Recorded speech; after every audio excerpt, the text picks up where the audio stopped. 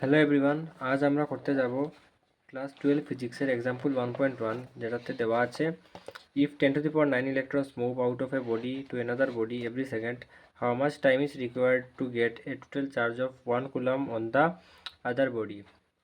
মানে যদি 10⁹ ইলেকট্রনস একটা বডি থেকে আরেকটা বডিতে যায় প্রত্যেক সেকেন্ডে, তখন টাইম কতটুকু লাগবে যে টোটাল 1 কুলাম চার্জ এক বডি থেকে আরেকটা বডিতে যেতে কতটুকু সময় লাগবে। তাহলে চলো দেখি কিভাবে করতে হয় তা। তো সর্বপ্রথম আমি কোয়েশনটা লিখে নিলাম এবং কোয়েশনের প্রয়োজনীয় জিনিসগুলো এখানে তুলে নেই। তো প্রথমে আমাদের দেখতে হবে নাম্বার অফ ইলেকট্রনস কতটা যাচ্ছে। 10⁹ পার সেকেন্ড যাচ্ছে, কিন্তু out of A body to another body every second means n equal to 10⁹ per second, এবং টাইম আমাদের বের করতে লাগবে। এবং এখানে দেওয়া আছে কতটুকু বের করতে হবে, 1 কুলাম অবধি যেতে কত সময় লাগবে, মানে কিউ ইকুয়াল টু 1 কুলাম দেওয়া আছে। আর এখন আমাদের কি করতে হবে, কোয়ান্টাইজেশন অফ চার্জের ফর্মুলাটা ইউজ করতে হবে। According to quantization of charge, আমরা জানি according to quantization of charge q equal to n e. Charge flow per second আমরা এখান থেকে বের করতে পারবো। চার্জ ফ্লো পার সেকেন্ড কীভাবে বের করব, কিউ আমরা যেভাবে লেখা আছে কিউটা সেভাবে থাকবে।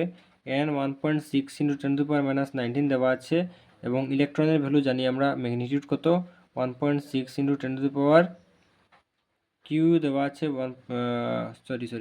n দেওয়া আছে 10⁻19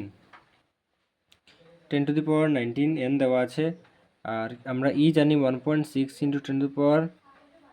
10⁻9 দেওয়া আছে 10⁻⁻19, যার ভ্যালু হয়ে যাবে 1.6 × 10⁻10 কুলাম পার সেকেন্ড। তো আমরা জানি যে আমরা বের করতে হবে 1 কুলাম চার্জ যেতে কতটি সময় লাগে। তাহলে 1 coulomb equal to q cross t আমাদের ধরতে হবে, যেখান থেকে আমি টি বের করে নেব। 1 কুলাম বাই কিউ হয়ে যাবে টি। তো এই জিনিসটা আমরা এখানে লিখে নেই। 1 coulomb by q is equal to t means 1 by 1.6 × 10⁻10 coulomb per second is equal to টি।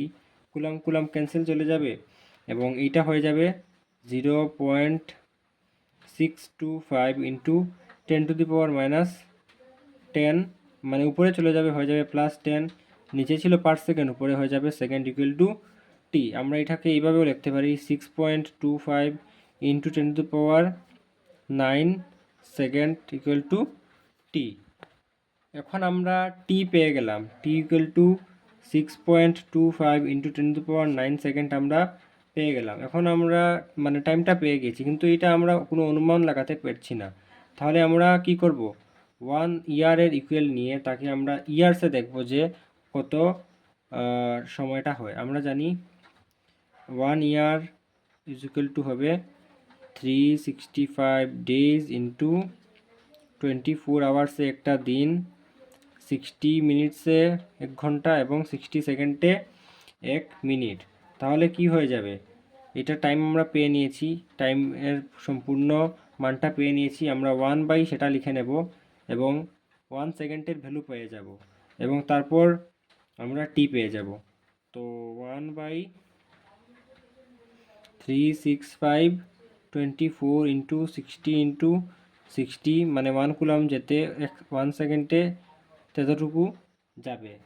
তাহলে টি কি হবে, টি ইকুয়াল টু আমরা যে ভ্যালুটা পেয়েছি তা দিয়ে তাকে যদি মাল্টিপ্লাই করে নেই, তাহলে আমরা সম্পূর্ণ টাইম পেয়ে নেব ইয়ার্সে। 6.25 × 10⁻9 × 1 বাই 365 24 × 60 × 60 যার আনসার হবে 198 ইয়ার্স।